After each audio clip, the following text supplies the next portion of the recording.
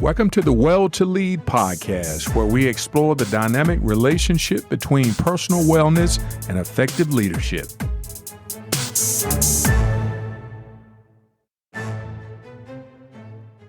Good morning, guys. This is your host, Bobby Davis here. Hey, thanks for joining us today. Hey, guys, I'm excited this morning to welcome to the show Gus LaRotta, owner of Junk King here in Rock Hill, South Carolina. My man, Gus, what's going on, brother? How you doing this morning? So far, so good, Bobby. Thanks for Oh, having me on.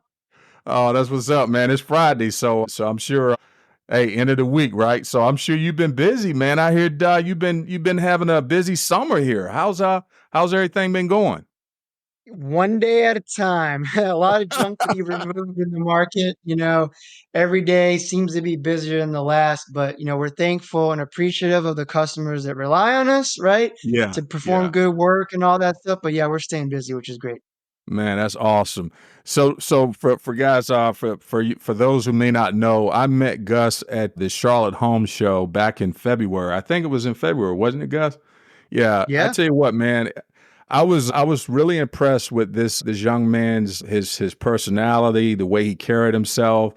He had a great business mind, and it just seemed like we connected from that very first conversation. So I'm really excited to have him on the show this morning, so he can tell you guys about his journey from transitioning to being an employee to being a business owner. He actually has a very successful franchise. And I tell you what, I know our audience probably have a lot of questions about, franchise ownership and how to set up one and whether it's a good venture to get into or not. But I know I got a lot of questions about it. And I'm excited this morning to kind of let you dive into your experiences. But real solid dude, y'all. I mean, he's a good guy, strong business mind. And I guess, Gus, can you tell us how you transition from actually being an employee? Because if I'm not mistaken, didn't you start out when you were in the financial sector for a while? That's right. That's right. So I'll Yeah. just go ahead and dig right into it. So I started my career right out of school with a firm called Fifth Third Bank, which is a Midwestern bank. But what I did chiefly there, alongside my now business partner, Mitch Duramo, we started in what's called their M&A group, which is a fancy term for helping business owners sell their business, right? So we kind of had two main books of clients. On one hand was franchisees that have grown their business from zero to several million dollars of revenue, and they're ready to get out, right? They're not Right. the one to manage the manager was a common phrase that I heard. And they decided to sell most frequently to either private equity companies or private equity backed companies with the idea of scaling the business further. On the other hand, the other book of clients were like second and third generation business owners. So think like, son and daughter don't want to run dad's electrical contracting business, right? What do I do with this business? How much is it worth? Who would I sell it to? Things like that. That's what we help people. And so that I did that for about 4.5 years. And then from there, I transitioned to a software investing firm here in Charlotte called Frontier Growth, where for 2 years I learned all things about software investing and that kind of stuff. And so from there is where we kind of planted the seed with my business partner to start looking at different options with regards to the entrepreneurial route. And so what we quickly settled on was, or I guess what we identified was the opportunity, I guess the three-legged thesis we call it. So like one is like home services, right? Mhm.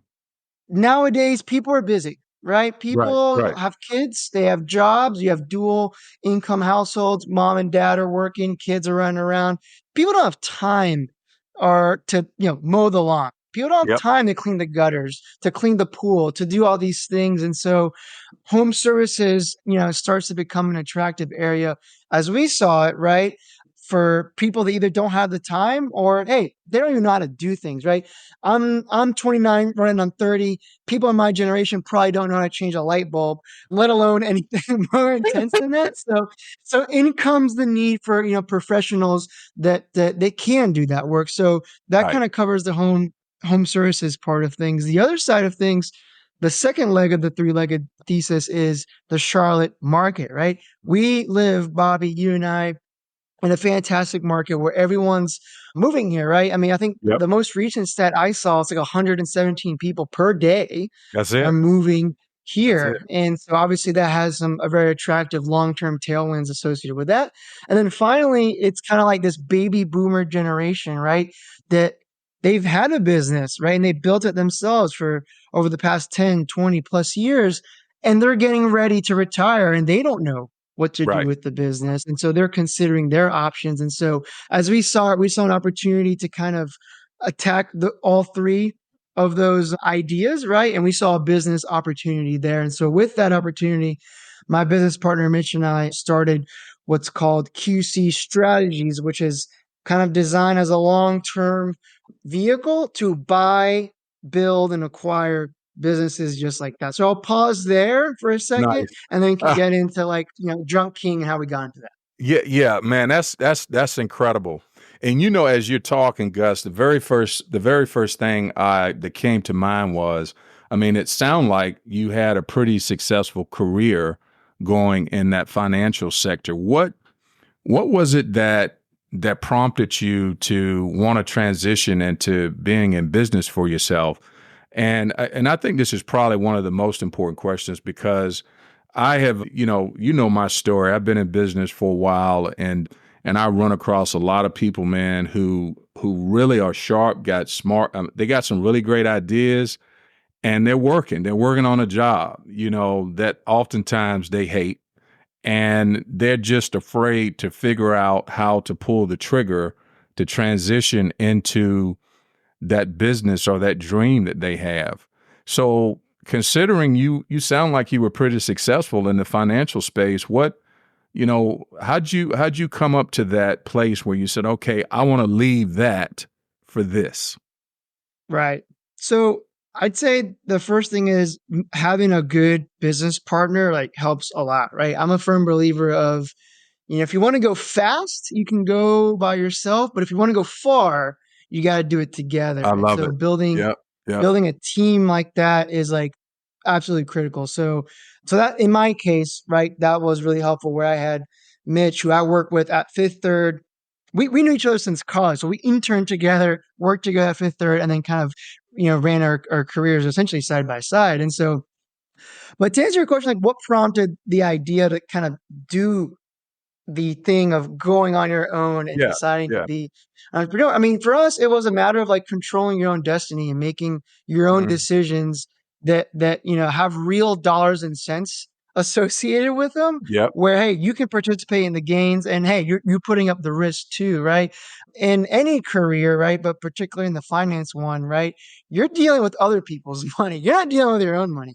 And so, we learn the skills, right, to be able to evaluate things, make decisions with imperfect information, but still make decisions, right? So we kind of honed our skills with that. But we always, wanted to be like, hey, like let's use our own money, let's risk our own things, and instead of having to like rely on someone else to give us the approval and give us guidance, like let's just do it ourselves and control our own destiny, be our own boss, and kind of lead our lives that way. So that's really the Yeah. main thing that kind of, compelled that decision.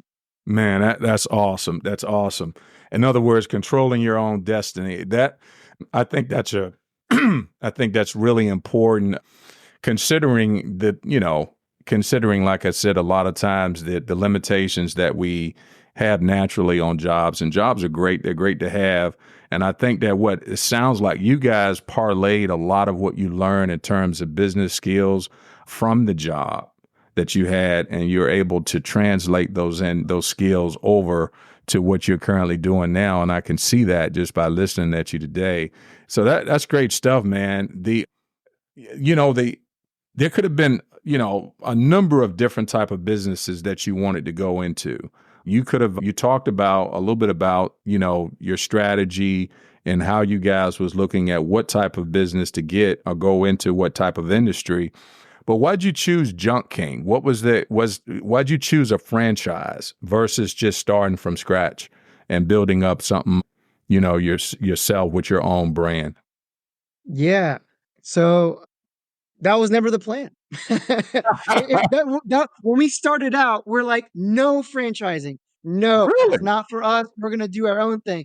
And so let me just walk you through the journey. So when we started out, and this was in June 1 of last year, so June 1, 2023, when we started out, the ideal type of business was like HVAC, plumbing, electrical, right? Mhm. And buy from a retiring owner and run that playbook.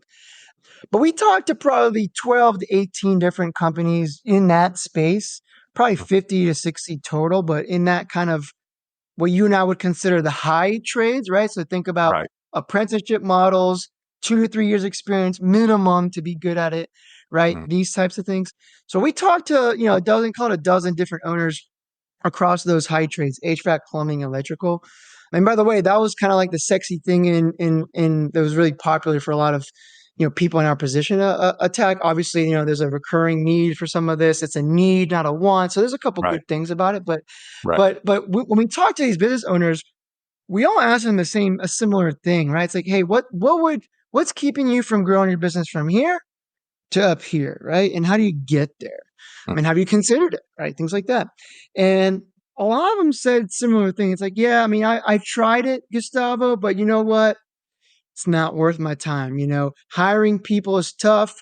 I grow the team, I invest in the team, and guess what? They leave, they get poached by my competitor, they start their own thing and steal my customers, right? Or you name it, right? The and so like that's kind of as Mitch and I were looking at the landscape, we're like, well, this is a very high employee replacement cost, right? In Right. these types of industries, it's hard to find qualified professionals and it's really hard to keep them. And so, because of that, it's a lot harder to scale the business. And Right. so, when we learned that, right, and we kind of internalized that, we're like, well, why don't we shift our attention to an industry and a business where you don't have that employee replacement cost risk, right? Obviously, every business has that risk, but let's look for an industry where the risk is a lot lower, right? And so for us, we started to decide or to look at from high trade businesses to like mid trade businesses. And in the mid trade, we define that as something that you can,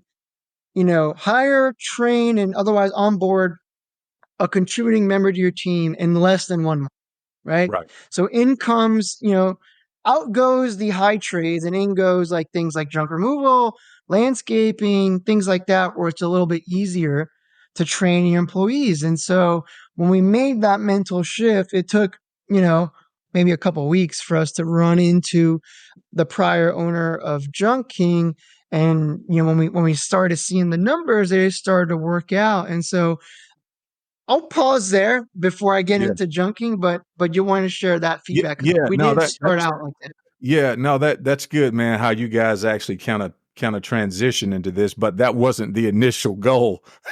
That wasn't what you started out. Because I know a lot of young aspiring entrepreneurs that have an interest in starting franchise, but are getting into a franchise, but they're a little leery about the process, and they're a little leery about some of the things that come along with that.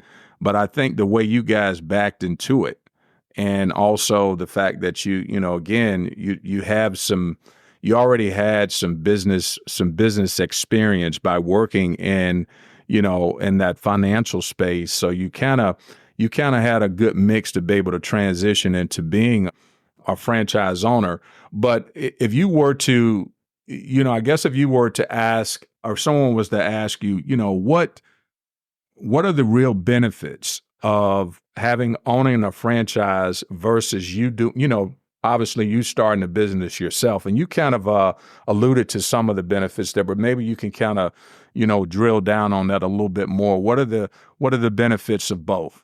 What outweighs going the franchise route versus just starting a business yourself? Yeah. So fortunately, we had the experience of working with a lot of franchisees and franchisors, right? That first job at Fifth Third. So we kind of saw the good, the bad, and the ugly with Yeah. with respect to franchising.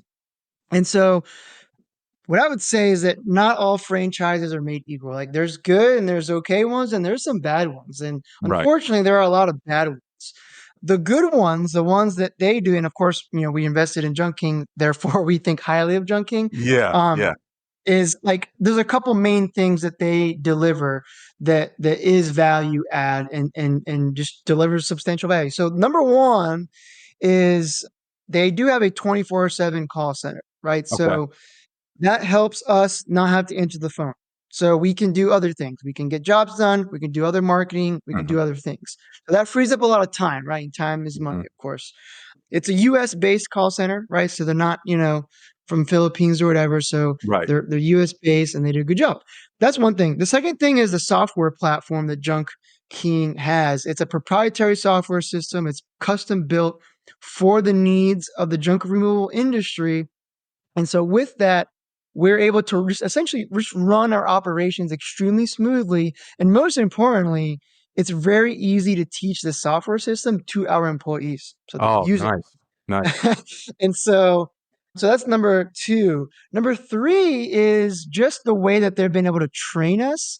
And again, like junk removal as an industry, one of the reasons we liked it, it's simple, right? It's not easy, but it's simple, right? There's no inventory. It's easy to wrap your head around how the business works, how you generate money, how you generate cash, so on and so forth. But even because it's simple, they were able to train us really well and get us connected to other franchisees, right? That have had experience, that have helped us in a numerous amount of ways to get us scaled up. Gotcha. And so that is one of the benefits of the franchise system is that you've got, especially a developed system like Junking that has over 200 locations nationwide, you can like call on, hey, the biggest franchisee, like, hey, I'm a new guy over here. I need help with XYZ, and they will help you. And then so that network becomes to be a really powerful force. So those are the three main things. It's systems, training, network type of, if I were to bucket it in a couple main ways. Right. Yeah. And that's amazing that you mentioned those because those are some of the key factors that I've heard other people who have been interested in going into, the franchise space that they have concerns with. And I ran across a couple people who've had, some bad experiences in dealing with franchise. But like you said earlier, that, just like with anything else, there's some good and bad. And I will say that your your your specific service is certainly something that I can see a demand for. A lot of folks know that that I obviously run a real estate business, and we certainly rely on companies like yours a lot when it comes to customers who are needing assistance, being able to extract things from their house or just get rid of stuff. Because like you said earlier, most people that's stuff they don't want to have to do. If they got like a garage full of stuff they need to throw away that they're no longer using, most of the time they don't want to have to go rent a truck, come, offload all the stuff somewhere at a dump site. They don't want to have to go through all of that. So your service provides an area, a level of convenience in that space, while at the same time is something that I can see that will probably always be in demand. Just like, as I'm thinking about now, I'm thinking about the guys that I use to do things like that, which I got a guy that comes by and cut my grass. It's not that I can't buy a lawnmower and go cut the grass. It's just that, first of all, he's more proficient at it. And second of all, I don't have the time to do it. And so again, I think from a convenience standpoint, you guys have a very valuable business that you have there in terms of with the service you offer. But we talk a lot on this podcast, Gus, as you know, about health and leadership, and being in business obviously require a certain type of leadership.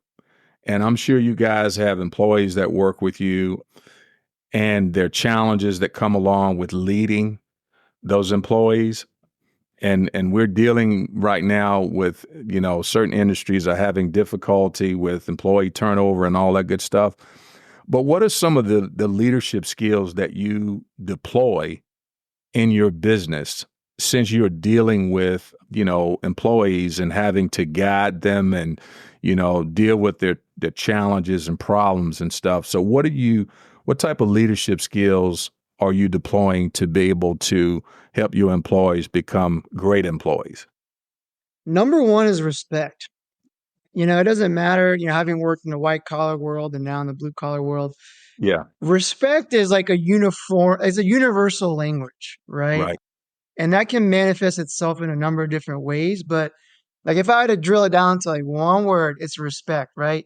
And of course we respect our employees. I can go into like some examples of how we do that, but in return we expect respect from our employees, not only towards us and the business, but more importantly to our customers, right? Hmm. And so when respect becomes like a core part of our DNA and our culture, it also becomes and a tool that we can use to discipline our employees if needed. So, hey, like, did you respect the truck? Did you respect that customer? Hey, you didn't respect that, and it becomes this very simple tool, but also just part of our DNA. So, like, that's kind of like where it all starts is like respect, but there's two other things as well. So the other thing is just communication.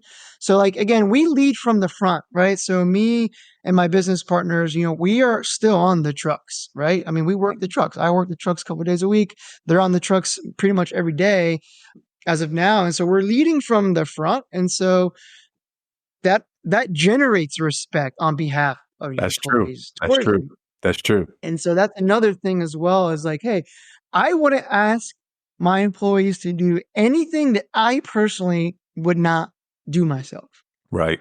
And so that's where it starts, right? Yeah. And so when you start to develop that culture and that attitude and our way of doing things, the interesting thing about that is that when an employee calls you, right? Because we can't be everywhere, but they Right. call, hey, I have this situation, yada, yada. And it's like the response is like, what would you do if you were us?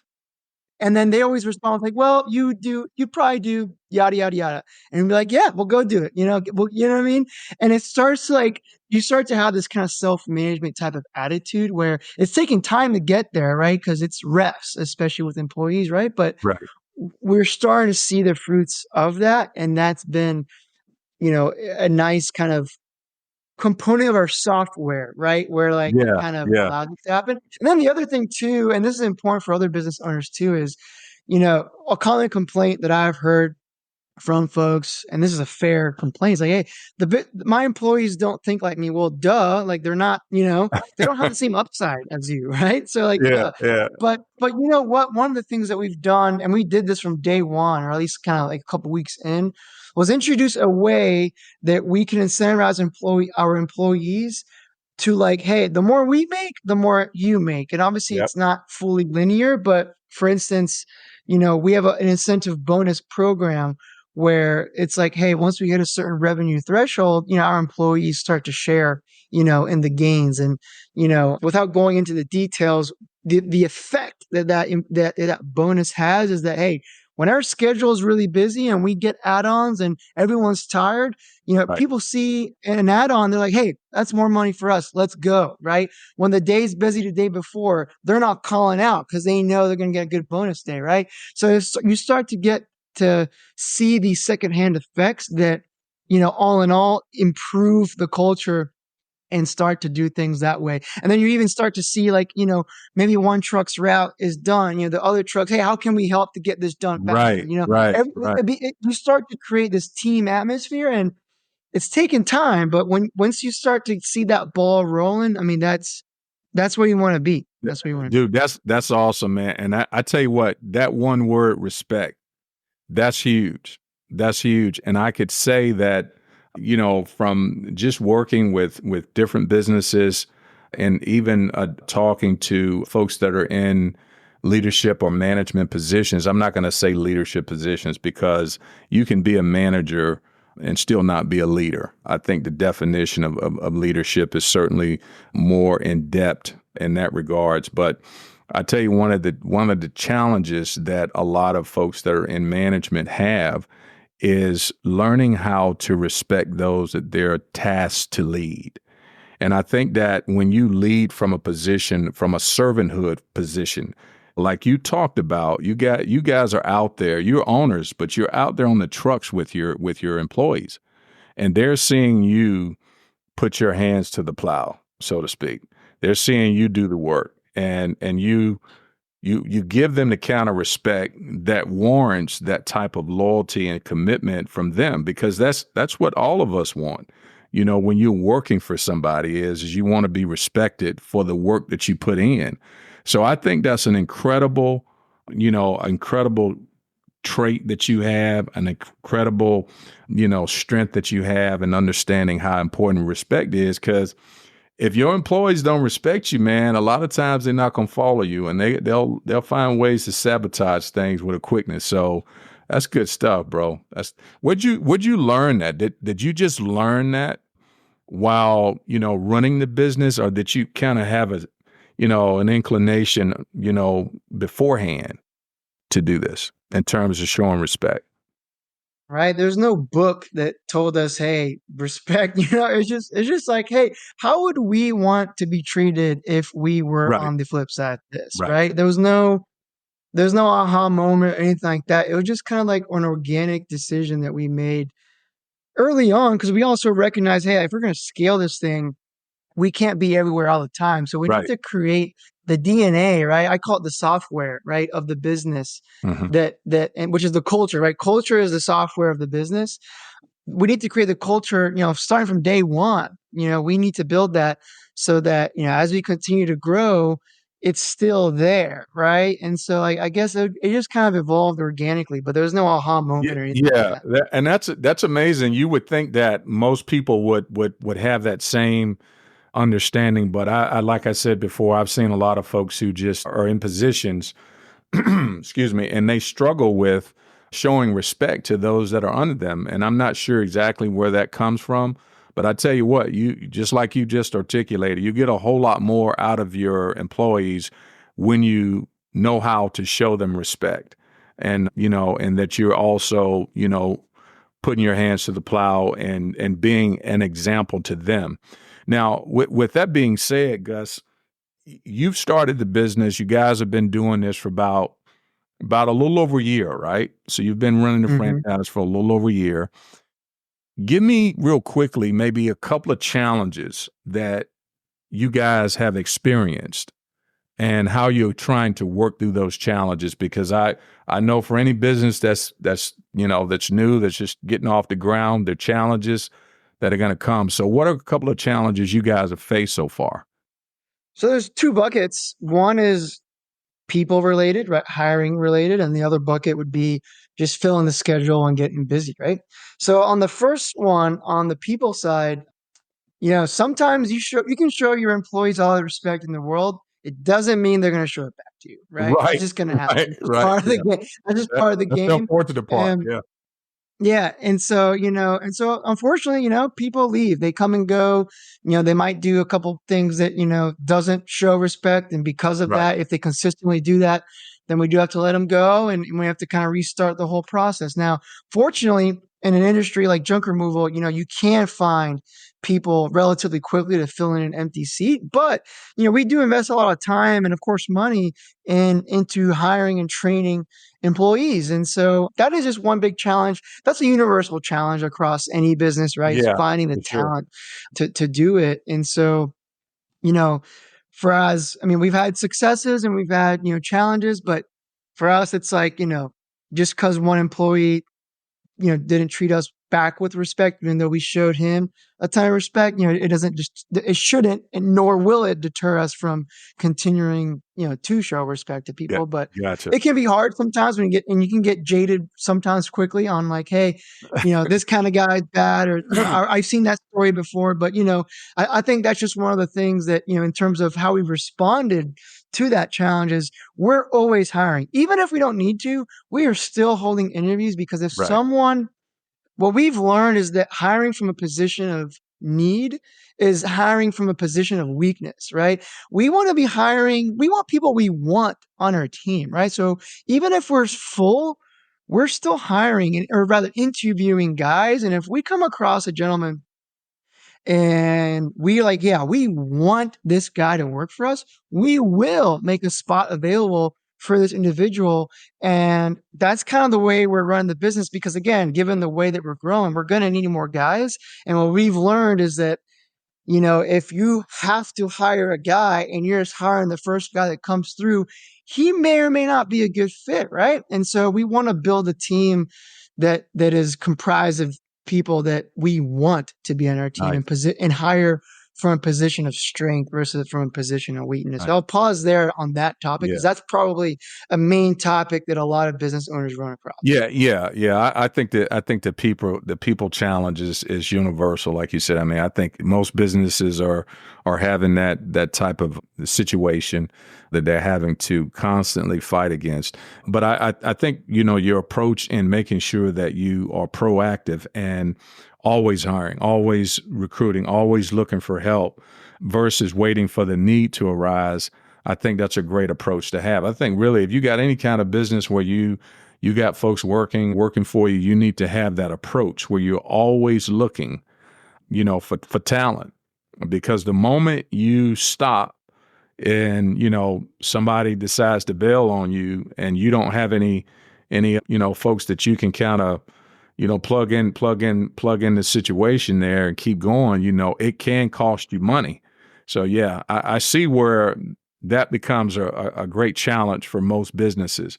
But the other thing I wanted to find out from you, because I know, there's a different mindset that you have to have when you're running a business versus when you're an employee. When you're an employee, obviously, you can depend on the checks coming in on the 1st and 15th or whenever you get paid. You don't have to worry about that. As long as you show up and do your job, you can expect to get paid.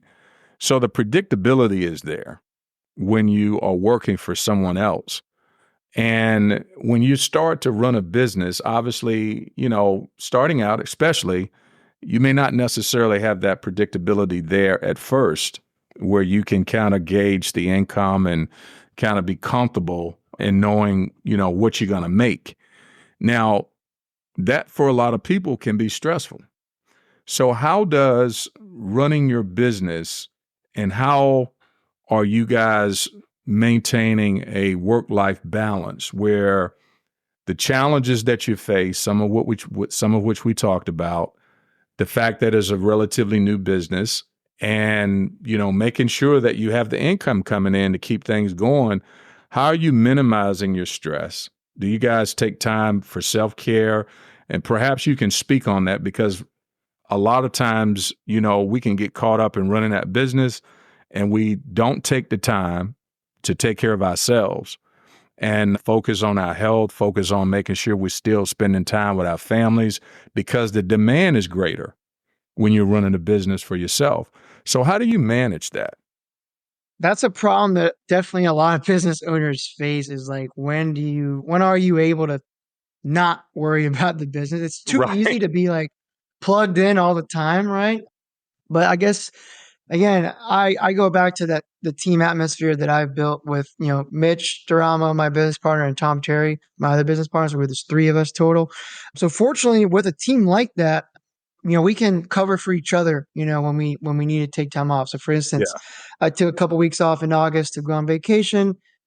They handled pretty much everything that I would have handled, right? And then, they took time off and I filled in for them. So, that team atmosphere goes far. And again, it goes back to like, you can do this by yourself and you can maybe go faster, but it's going to be harder to go further by Yeah. yourself without Yep. having that team, right? Yep. And Yep. so being able to take time off does allow you to reset, to come back refreshed, ready to go, right? And stuff like that, right? And even not even just extended vacation, just even simpler stuff like, hey, I've got a family wedding next week.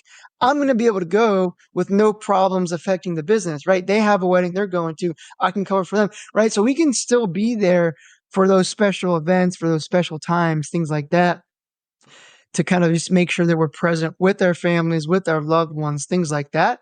And Right. so, in the short term, right? I mean, there's a lot, that impacts in terms of, the bottom line. But again, the way we see it, it goes back to like that concept of further, together we can go further, but faster you can go alone. We certainly want to go forward and we have our goals set high, not only within this business, but with the other businesses that we hopefully can acquire down the road. And so that team oriented atmosphere goes a long way. And so, yeah. That's great, man.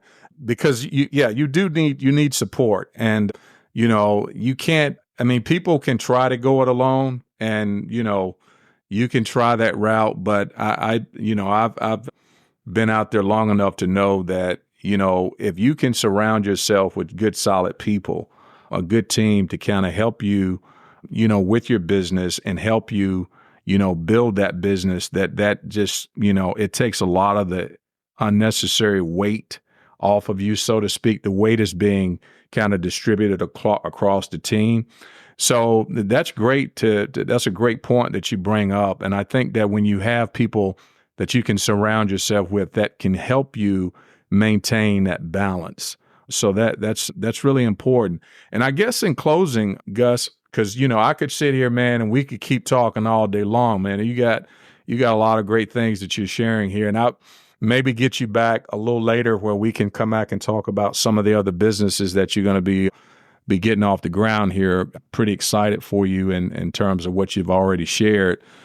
But let me ask you this: what are you right now?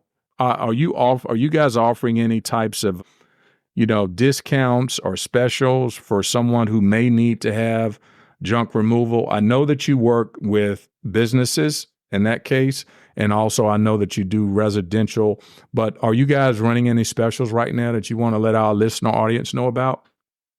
Well, there's an ongoing special that never ends, and that's if you book online, you get $20 off any junk removal service. Alternatively, if you mention this podcast, we're also happy to give a discount as well. What's pretty normal for us is to provide an additional $20 discount. So for anyone listening here, if you mention this podcast and mention Bobby Davis, we can give you all a discount as well. But we kind of go through ebbs and flows of discounting throughout the year, right? We had a back to school special last month. We'll have a Thanksgiving special, a Christmas special, kind of geared to getting the home ready for when your family comes in, getting Yeah. all the junk out before your friends and family come into the house. Yeah. So stuff like that. So we're running specials pretty frequently. The best Okay. way to kind of stay up to date on that is to like or follow us on Facebook. That's kind of where we post a lot of our specials and stuff like that. So that'd be Junk King Rock Hill. Facebook page is where you can stay up to date on all that stuff. Okay. All right. So they can find you on Facebook also. Do you guys have a specific website they could go to? Perhaps you can mention that, because I know there are other junk kings out there. I just want to make sure they get to your location. Yeah. So our website is junk-king.com. And within there, you can get to the Rock Hill location by just kind of clicking on the location page. And it should be self-explanatory to get there. But it is a new website. We launched it about a couple months ago. So we're excited about all the new updates we've made. And Nice. so yeah, that's how you can get to us Okay. to our website. And real quick, are you guys, obviously you guys cover, South Carolina, Rock Hill. Are you doing much business in Charlotte, or how big is your service area that you cover? So we service all the way up to Mooresville, in the Lake Norman area, all the way down through Rock Hill and Lancaster, South Carolina, and then in North Carolina we go from Gastonia to Mint Hill, Monroe. So pretty big territory that we cover, and so it introduces some logistical challenges sometimes, but yeah, we do work all throughout. All right, fantastic. Well, folks, there you have it. Gus, give him a call if you have any junk removal needs. Gus, man, I really appreciate you coming on the show today, man. And like I said, hopefully we'll get you back at a later time where we can chop it up some more. Do you have any last parting words for our audience here? Any advice you want to give real quick to our young entrepreneurs as we close out? Definitely. I mean, one thing I've learned is, for as much as we want it to all be like linear and, growth is like this, it's never a straight line. It's always like up, Yep. down, up, down, up, down, but the trend is up, right? Yeah. So just keep that in mind as you kind of work through some months or weeks or days that aren't necessarily, the best or maybe meeting your expectations. We've certainly gone through that, but then guess what? The next week is fantastic. So, things can change quickly in business ownership. And so just kind of staying the course and being resilient is one thing I'd definitely leave behind. All right. Love it. Love it. We'll close with that one word, resilience. All right. Got to have it, guys. All right. Gus, again, thanks for coming on the show. Folks, we appreciate you guys tuning in today. We look forward to catching up with you again on next week. All right. Until then, take care. Bye-bye.